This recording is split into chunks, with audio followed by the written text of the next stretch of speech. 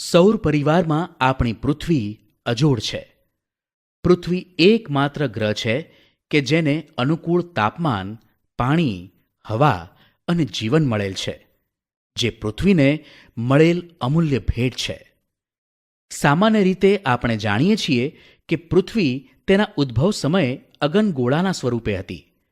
આ અગનગોળો ધીરે ધીરે ઠંડો પડતાં કેટલાક તત્વોનું ક્રમશઃ પ્રવાહી અને ઘન સ્વરૂપમાં રૂપાંતર થયું. આમ પૃથ્વીની આસપાસ વાયુઓનું તથા પૃથ્વીની સપાટી પર ખડકો અને માટીનું આવરણ અસ્તિત્વમાં આવ્યું. આ આવરણના વિશાળ ખાડાઓમાં પાણી ભરાતા મહાસાગરો બન્યા. આમ પૃથ્વીનું ચોક્કસ સ્વરૂપ રચાયું. પૃથ્વીના આવરણો. પૃથ્વીના મુખ્ય 4 આવરણો છે. 1. મૃદાવરણ, 2. જલાવરણ, 3. વાતાવરણ અને 4. જીવાવરણ.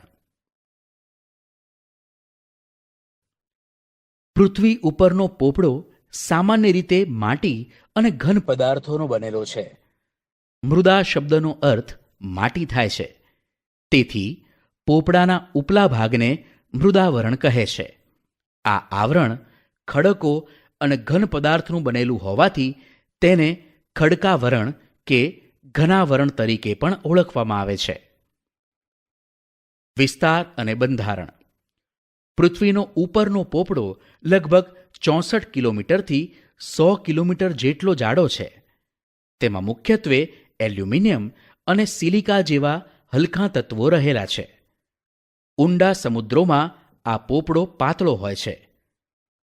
પૃથ્વી સપાટીનો આશરે 29% ભાગ મૃદાવરણે રોકેલો છે. આ ભાગ પર પર્વતો, ઉચ્ચ પ્રદેશો, મેદાનો વગેરે આવેલા છે. મૃદાવરણની સપાટીથી જેમ જેમ ઊંડે જઈએ તેમ તેમ તાપમાનમાં વધારો થતો જાય છે.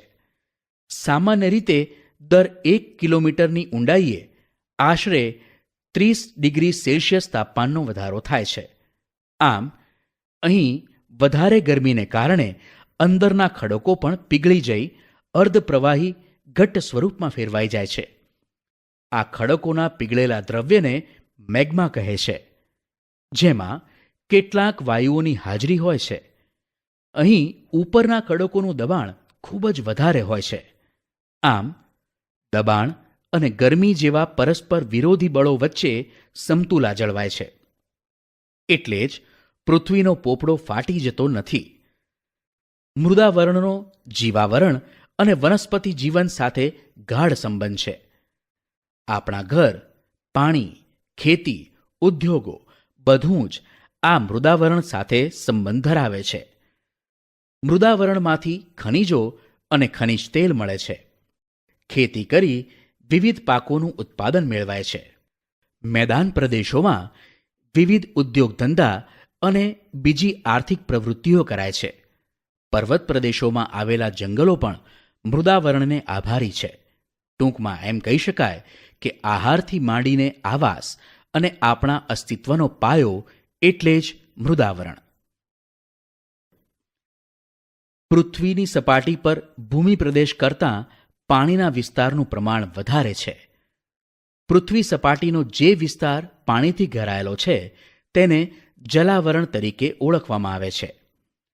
પૃથ્વી સપાટીનો લગભગ 71% જેટલો વિસ્તાર જલાવરણથી ઘેરાયેલ છે. પૃથ્વી સપાટીનો આ વિસ્તાર એટલો વિશાળ છે કે એમાં ભૂમિખંડો પણ ટાપુ જેવા લાગે છે. પૃથ્વી પર વિશાળ જળરાશિ ધરાવતા મોટા જળ સ્વરૂપોને મહાસાગરો તરીકે ઓળખવામાં આવે છે, જે ક્રમશઃ પેસિફિક, એટલાન્ટિક, હિન્દ અને આર્કટિક મહાસાગર તરીકે જાણીતા છે.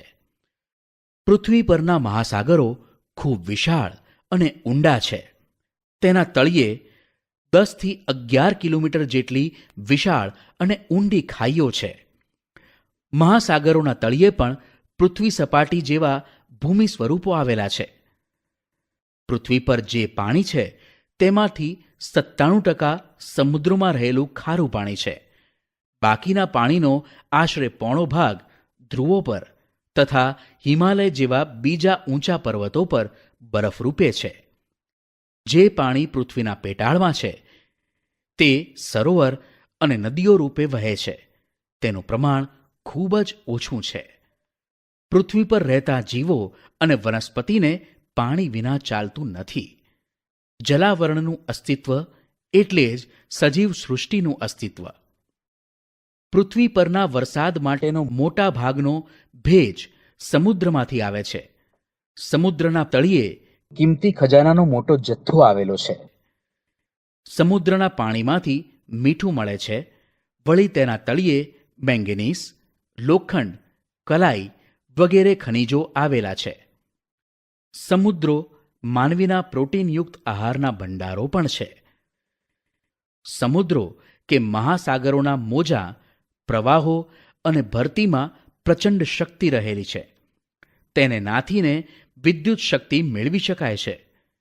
મહાસાગરો જળ પરિવહનના માર્ગો બન્યા છે. વિવિધ દેશો સાથેના વેપારમાં પણ જળમાર્ગો વધારે અનુકૂળ રહ્યા છે. પૃથ્વીની ચારે બાજુ વીંટળાઈને આવેલા લગભગ 800થી 1000 કિલોમીટરની ઊંચાઈ સુધીના વિવિધ વાયુના આવરણને વાતાવરણ કહે છે. વાતાવરણને નરી આંખે જોઈ શકાતું નથી.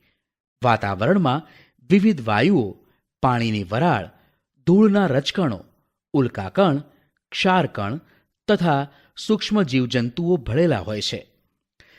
વાતાવરણ રંગ, ગંધ અને સ્વાદરહિત હોય છે તેમજ પારદર્શક હોય છે.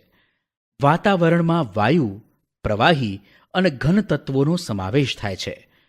તેમાં આવેલા વિવિધ વાયુઓમાં nitrogen, oxygen, ozone, carbon dioxide વગેરે મુખ્ય છે. પૃથ્વીની સપાટી નજીકનું આવરણ ઘટ્ટ છે, જ્યારે પૃથ્વીની સપાટીથી ઊંચે જતાં હવા પાતળી થતી જાય છે. જુઓ, અહીં વાતાવરણમાં રહેલા મુખ્ય વાયુઓનું ટકાવારીમાં પ્રમાણ દર્શાવ્યું છે. પૃથ્વીની સપાટીથી જેમ ઊંચે જઈએ તેમ વાતાવરણના મોટા ભાગના વાયુઓનું પ્રમાણ ઘટતું જાય છે. કાર્બન ડાયોક્સાઇડ વાયુ ભારે હોવાથી હવાના નીચલા સ્તરમાં તે વધારે પ્રમાણમાં છે અને ઉપર જતાં ઓછો થઈ જાય છે. કાર્બન ડાયોક્સાઇડ આશરે 20 કિલોમીટરની ઊંચાઈ પછી, ઓક્સિજન આશરે 110 કિલોમીટરની ઊંચાઈ પછી અને નાઇટ્રોજન આશરે 130 કિલોમીટરની ઊંચાઈ પછી ઓછા થતા જણાય છે. ખૂબ ઊંચાઈએ જતાં તો માત્ર હાઇડ્રોજન અને હિલિયમ જેવા હલકા વાયુઓ જ જોવા મળે છે. વાતાવરણમાં ઓઝોન વાયુનું પ્રમાણ ખૂબ ઓછું હોય છે. આ વાયુ સૂર્યના જલદ પારજાંબલી કિરણોનું શોષણ કરી પૃથ્વીને સૂર્યની પ્રચંડ ગરમીથી બચાવે છે. આ વાયુ મુખ્યત્વે વહેલી સવારે ખુલ્લા મેદાનમાં અને સમુદ્ર કિનારાની હવામાં વધારે પ્રમાણમાં હોય છે.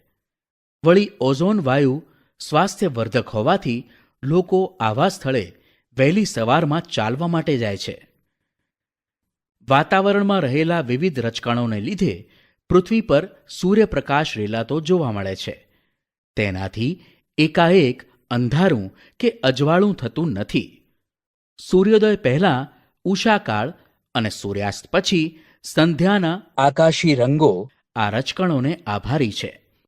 રજકણો દ્વારા પ્રકાશના કિરણોનું પરાવર્તન થાય છે અને આપણને સૂર્યપ્રકાશ મળે છે. વાતાવરણના માધ્યમથી અવાજ સાંભળી શકાય છે. અવાજ અને પ્રકાશના મોજા વાતાવરણમાં પરાવર્તન પામી પૃથ્વી સપાટી પર પાછા ફરે છે. તેથી જ રેડિયો અને દૂરદર્શન પ્રસારણ શક્ય બને છે. વાતાવરણ સાથે ઘર્ષણથી ઉલ્કા જેવા અવકાશી પદાર્થો સળગી ઉઠી નાશ પામે છે. આમ વાતાવરણ પૃથ્વી માટે કુદરતી ઢાલની ગરજ સારે છે. મૃદાવરણ, વાતાવરણ અને જલાવરણના જે ભાગમાં જીવસૃષ્ટિ વ્યાપેલ છે તેને જીવાવરણ કહે છે. સૌર પરિવારમાં પૃથ્વી એક જ એવો ગ્રહ છે જેને જીવાવરણ મળ્યું છે. જીવાવરણમાં વિવિધ પ્રકારની જીવસૃષ્ટિનો સમાવેશ થાય છે. આ જીવસૃષ્ટિમાં માનવ તેમજ વનસ્પતિ અને પ્રાણીઓનો સમાવેશ થાય છે. પૃથ્વી પરના સજીવો ખોરાક અને બીજી બધી જરૂરિયાતો જીવાવરણમાંથી મેળવે છે. જીવાવરણના સજીવો માનવ જગતને વૈવિધ્યપૂર્ણ ખોરાક અને કાચો માલ પૂરો પાડે છે. આમ માનવ જીવનના અસ્તિત્વ અને નિર્વાહનો આધાર જીવાવરણ છે. જીવાવરણ એ મોટે ભાગે સંતુલિત સ્થિતિમાં છે, પરંતુ માનવીય પ્રવૃત્તિઓ જ્યારે સંતુલિત તંત્રમાં ખલેલ પહોંચાડે છે ત્યારે ઘણી મુશ્કેલીઓ ઊભી થાય છે. પર્યાવરણનું શોષણ કરી કરાતા વિકાસને પરિણામે કુદરતી પોષણ કડી જોખમાય છે. આવી સ્થિતિ માનવ અને પર્યાવરણ માટે હાનિકારક છે.